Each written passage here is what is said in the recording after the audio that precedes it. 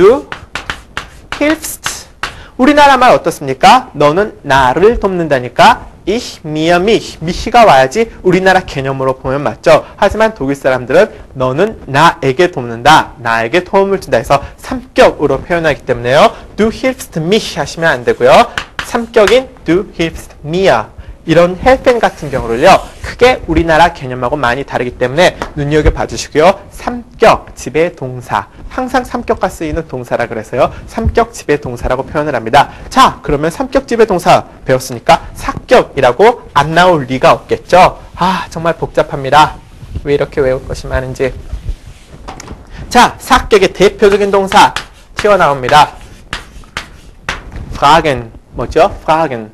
아까 antworten 저희 공부했었죠? 대답하다. fragen 같은 경우는요. 물어보다 라는 말입니다. 자, 우리나라 말 물어보다 어떻게 쓰죠? 누구누구에게 물어보다 이렇게 쓰죠. 우리나라 말에서 보면 이 fragen 동사 물어보다라는 동사는 몇 격입니까? 항상 3격. 누구누구에게 물어본다 이렇게 말을 해야지 맞죠? 하지만 독일어는요. 이 물어본다라는 말이 항상 4격과 쓰입니다. 그 말은 뭐냐? 우리나라 말은 누구누구에게 물어본다가 맞는데 독일 말처럼 표현을 하자면 누구누구를 물어본다. 아, 굉장히 이상하게 들리죠? 나는 그를 물어본다. 나는 그녀를 물어본다. 우리나라 말처럼 나는 그녀에게 물어본다. 나는 그 남자에게 물어본다가 아니고요. 나는 그를 물어본다. 나는 그녀를 물어본다. 항상 4격과 함께 쓰이는 4격 지배 동사가 됩니다. 그러면 구체적으로 한번 볼까요? 나는 그 남자에게 물어본다. Ich frage ihm이 아니고요. Ich frage 뭐가 옵니까?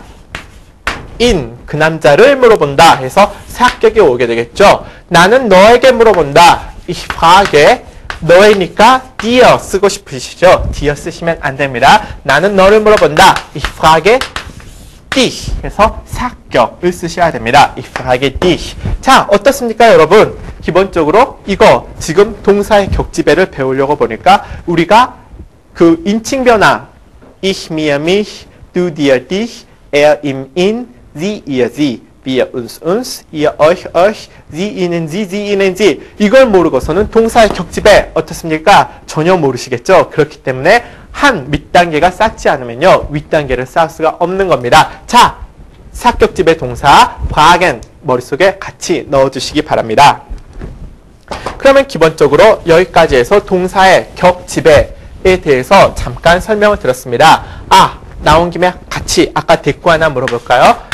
fragen 물어보다 하게 되면요. 누구누구를 물어보다 그래서 여기 사람을 나타내는 4격이 오고요. 무엇에 대해서 물어보다 이런 말까지 할 수 있겠죠. 나는 누구에게 물어본다 이 말 말고 나는 누구누구에게 무엇에 대해서 물어본다 해서 굉장히 많이 나오는 것이요. 그 다음 nach 라는 전치사가 됩니다. Ich fragen 4격 nach 그 다음에 무엇에 대해서 하는데요. 이 nach라는 전치사 오늘 처음 나왔습니다. nach는 기본적으로 3격 지배 전치사라는 겁니다. 자, 3격 지배 전치사 우리가 지금 3격 지배 전치사가 뭔지는 배우지 않았지만 동사의 격지배를 배웠으니까요. 3격 지배 동사, 4격 지배 동사를 배웠으니까 3격 지배 전치사 어떤 것인지 추측은 할 수 있겠죠. 어떤 말일까요? 말 그대로 해석해보면 3격 지배 전치사 뭔지는 무슨 뜻을 나타내는지 정체 모를 전치사이긴 하지만 무슨 일이 있어도 항상 3격하고만 쓰이나 보다. 이런 것쯤은 이제 감이 오시겠죠? 오십니까? 오시기를 바랍니다.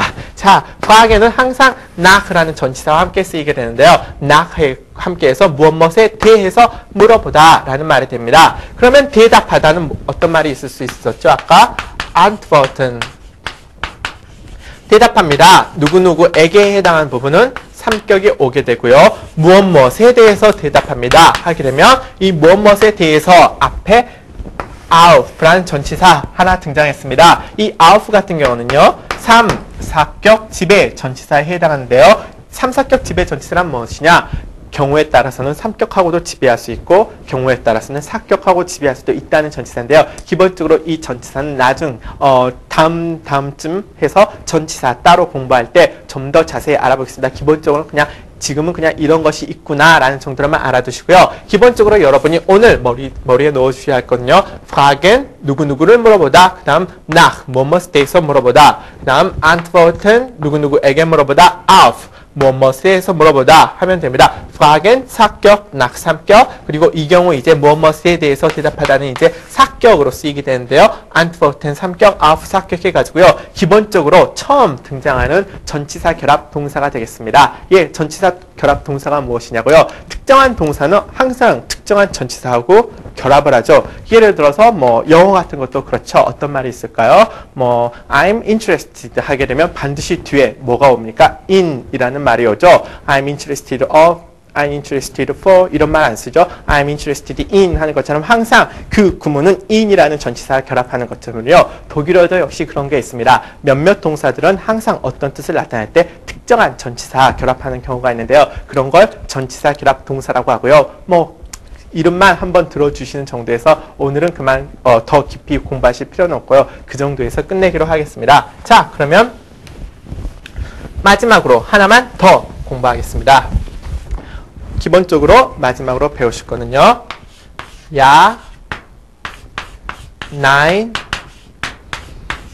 doch에 관한 용법인데요. 기본적으로 대답하는 걸 저랑 잠깐 공부해 보시고요. 이번 수업을 마치도록 하겠습니다. 뭘 대답하느냐? Sind Sie? 자, 이런 말 한번 해볼까요? Sind Sie reich? 이 reich 무슨 말이었죠? 형용사로 부유한, 부자인 이런 말이었었죠. 반대말 뭐가 있었죠? 가난뱅이, arm이라는 말이 있었는데요. Sind Sie reich?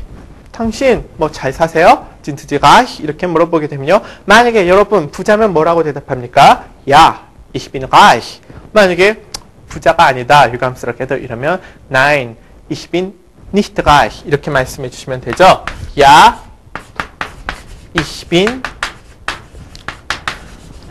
reich. 이렇게 대답해 주시면 되고요. 아니면 Nein, ich bin nicht reich. 이렇게 대답해 주시거나 아니면 똑같은 말로 써서 Nein, ich bin arm 해서 가난하다라는 동사 ich bin arm 이렇게 해주시면 됩니다. Nein, ich bin nicht reich. Nein, ich bin nicht ich bin arm. 불쌍하네요. 불쌍하니까 이렇게 써주고요. 자, sind Sie reich?